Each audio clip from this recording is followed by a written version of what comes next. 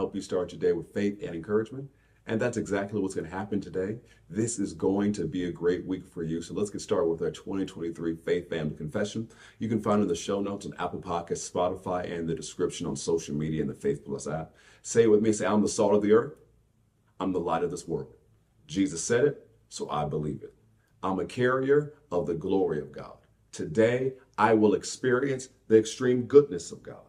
Today, I make myself available for God to show his goodness to others through me.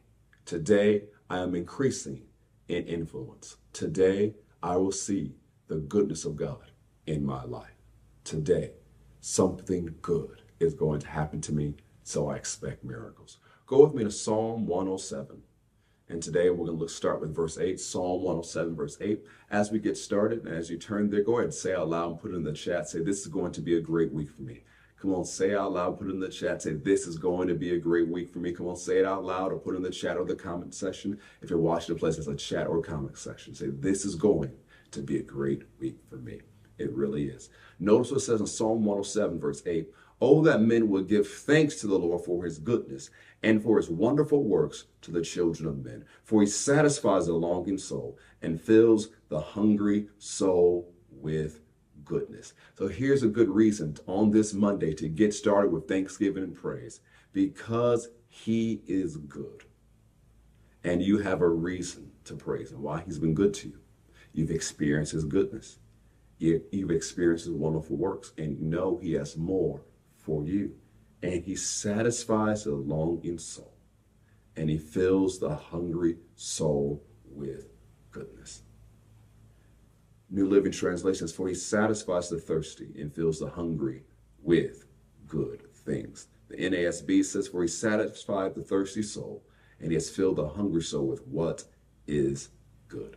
It reminds me what Jesus said in the Gospels, for those who hunger and thirst after righteousness shall be filled. And you know what happens with Thanksgiving? Thanksgiving expands your capacity to receive. And so as you remain grateful and you thank God for the goodness you've experienced, you thank God for being good and for the goodness that's in your life already, what happens? It expands your capacity to receive, and it puts you in expectation to receive even more. Because remember how good God is and how good he's been to you and all the goodness you've witnessed. You know that God hasn't stopped being good. You know that although it's Monday and although it's a new week, you know that God didn't run out of goodness, because he's still abounding in goodness, and he has goodness laid up for you. So here's what you need to do today, all throughout the day. Thank God for his goodness. Remind yourself how good God is. You got a break at work, so you can just say very quickly, Father, thank you for being so good to me. You remind yourself that the Lord is good and his mercy endures forever. And as we shared last week, you keep yourself in expectation to receive the goodness of God, like Bartimaeus did, like Moses did. You position yourself for the goodness of God to come your way, because you understand miracles are coming to you. Miracles are coming to you.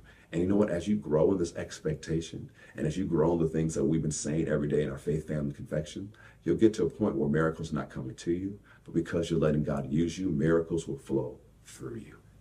We'll share more about that later on Faith in the Morning.